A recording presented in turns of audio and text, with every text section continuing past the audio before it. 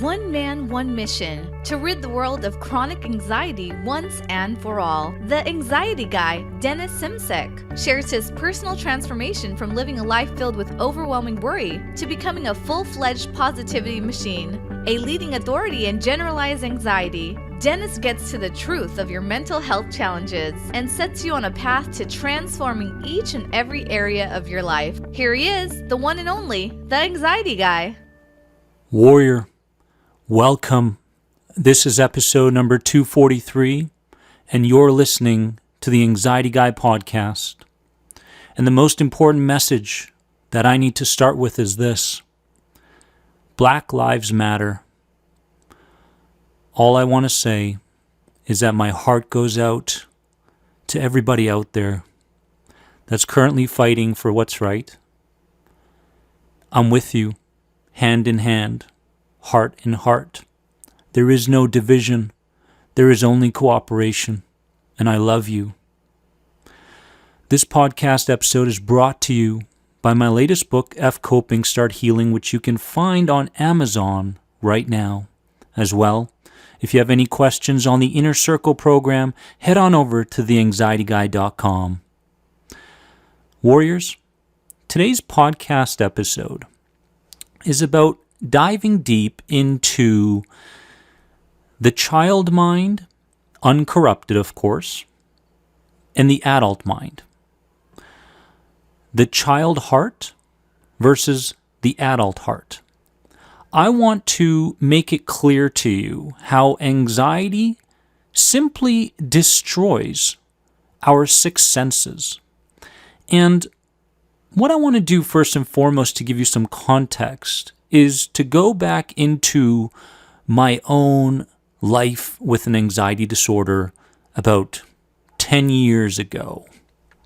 The truth was that I didn't really see many things because I was very much caught up in my internal world, hoping to bypass or detour the next threat. I was so caught up in my symptoms that I didn't hear anything, but when I did hear something that was in fact very mild, it felt like it was very, very loud, like a car backfiring. I mean, the normal, emotionally balanced person listens to a car backfire and they go, it's just a car backfiring. But someone who's suffering from an anxiety disorder hears something different. They hear a potential threat that's coming after them rather than an issue with the car itself. And that was me. If I was touching something kinesthetically, I was touching it, but I didn't understand the texture behind it. I wasn't curious about it. I didn't understand it. I had no smelling ability. I didn't smell anything. Unconsciously I did, but consciously, nope. And tasting, there was no time to taste my food or taste anything because the next threat was right around the corner. I needed to keep an eye out for my internal challenges, like my intrusive thoughts, my emotions, my physical symptoms. As well, I needed to make sure that I was one step ahead in terms of external threats, situations, people. So the idea of tasting my food was always kind of second on the list. Now, that's my own personal experience, and I know that some of you are going, oh my God, yes, he's talking about me, right? And I know. When I heard this stuff from my own mentors, I was nodding my head like a bobblehead going, yep, that's me. Now let's understand though, because today's podcast episode is about deeper understanding. Let's understand visual from a child's perspective that's been uncorrupted by fear, and an adult's perspective. Child. The child sees and imagines the vast possibilities around what they see. The adult, in turn, sees something and recognizes the threat that may arise in the future behind what they see. Notice the differences, warrior. auditory. We're talking about hearing now. From a child's perspective, in terms of auditory and hearing and listening, the child hears and senses playfulness behind what he or she hears, such as hearing the birds turning into a song, the cars passing by, and recognizing the differences the different cars can make, or the sound of others speaking and being intrigued by what the child can learn from them. This is auditory from a child's reality, a child's perspective. But then there's auditory listening through the adult perspective. The anxious adult hears birds and quickly realizes that it's a distraction from what needs to get done in their lives. So they revert back to instinctual to-do lists. I know you're going, yeah, that sounds like me. They hear cars passing by and they think of devastating traffic. They hear others speaking and they become jealous over not being able to engage in similar acts. The adult finds problems within themselves, while the child finds mystery in the sounds that they hear. Notice the difference between the uncorrupted child and the anxious adult. What about kinesthetic? What about touch? What about feel? Well, the child looks deeply into what they touch, therefore they find more details to it. They are present. They are present. They're going, my God, what else could happen behind what I'm touching here? The adult, in turn, or the anxious adult, has difficulty spending time touching one thing because the instincts remind them that being present is a waste of time. And potential future devastations must take precedent. Therefore, the adult lives by their distorted negative memories of the past and catastrophic potentials of the future. They never take enough time to feel and understand something more deeply in the present. That's the anxious adult. Now, we're going to go into the last three senses here, but at this point of the podcast episode, I want you to take a moment and go, what insight did I just gain from all that I heard? I'll give you a few seconds. Time's up. Well done. Then we move on to the differences between the smell of an uncorrupted child. And when I mean uncorrupted, I'm talking about an unconditioned child to irrationally fear and have their belief systems be corrupted by the conditioning of others. And this doesn't mean that people are bad. This is done consciously and unconsciously by others towards children, but they have your best interest at heart, at least most of them.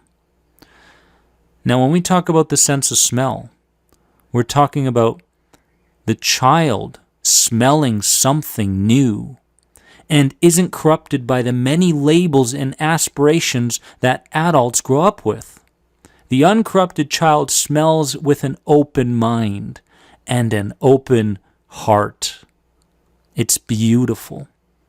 The adult, in turn, has lost its sense of smell completely, and rarely throughout an entire day do they add new meaning to what he or she is smelling. For example, the natural smell of tea or food or another person is basically non-existent in an anxious adult's life, since the habitual patterns of doing has overtaken the innocence of smelling something with intrigue and curiosity. What a difference. And then we move on to gustatory, the sense of taste.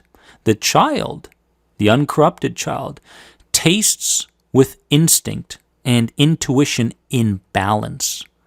The mind doesn't yet have the capacity to overthink what is being tasted. Therefore, the child intuitively knows how much they need to eat, what they need to eat, and how often.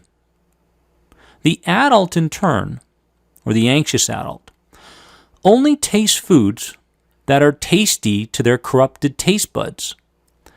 The instincts reject healthy foods, even though the anxious person's system is begging for consistency in nutrition and minerals.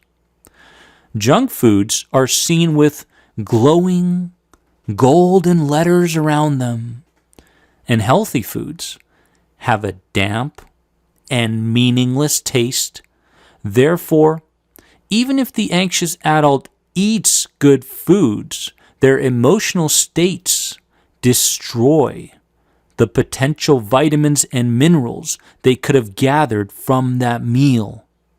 Do you understand this? It's your emotional states that dictate whether or not you gain the benefits from what you're eating. This is a big reason why many anxiety sufferers attempt to eat healthy, but they don't see results in their energy levels. Because unless the emotional state is in the right place, the body will not, I repeat, the body will not absorb the nutrients from the good food. And finally, we come to the sixth sense. The sixth sense, in my world, is intuitiveness and beyond. I call this the sixth sense. Anything that we deem intuition related, as well as other phenomena that isn't common in much of the Western world. The child has the potential to feel an answer and act without thought. Therefore, through their own experiences, they find out whether it was correct or it was wrong. This leads to their subconscious noting this in the infinite storage system within them, and next time, the intuition towards the right answer becomes stronger. Now remember this, experience is the teacher for an uncorrupted child, not so much intellect and never-ending thought that just leads to more questions and no answers. But in an anxious adult's world, the adult has lost faith in their intuitiveness, and overthinking becomes their defense mechanism to acting on the voice of the heart, their intuition. Their left brains, the analytical brain, takes over every aspect of life. And you know what this does?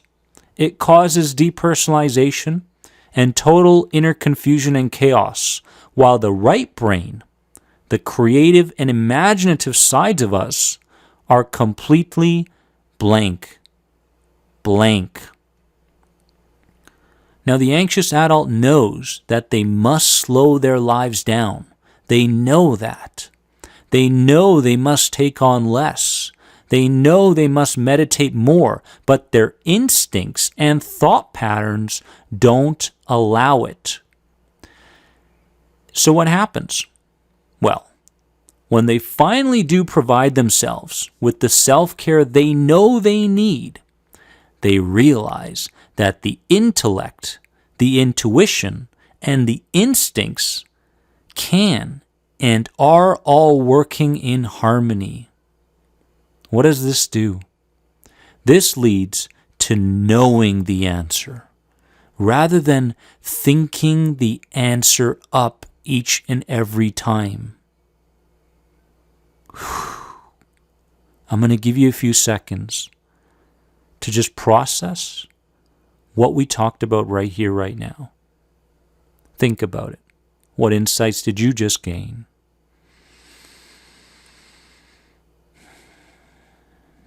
Now, remember this.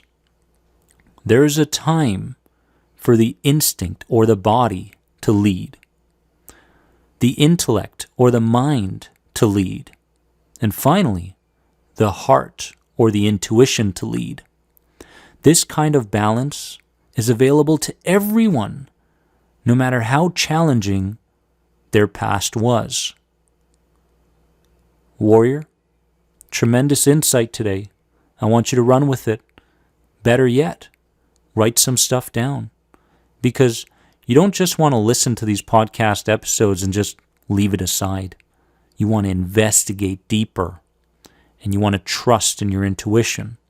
And you want to make sure, as I mentioned, that you get to the place where you understand that your intellect, your mind, your instincts, your body, and your intuition, your heart, are all working in harmony.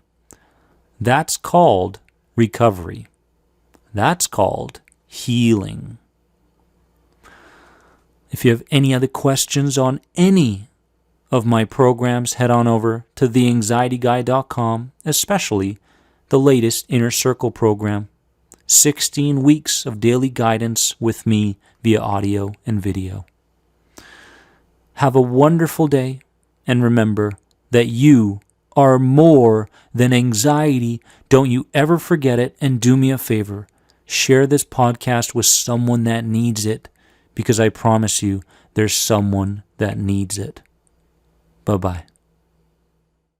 Thanks for being an important part of the Anxiety Guy podcast community. If you enjoyed this podcast, please leave a positive rate and review. If you're searching for further support on your road to recovery from anxiety, head over to anxietyexit.com and take part in the powerful End the Anxiety program based around the CBT model. If you're searching for a more one-on-one approach, you can sign up now for personal coaching sessions with Dennis via Skype. Remember, you are more than anxiety. See you in the next episode.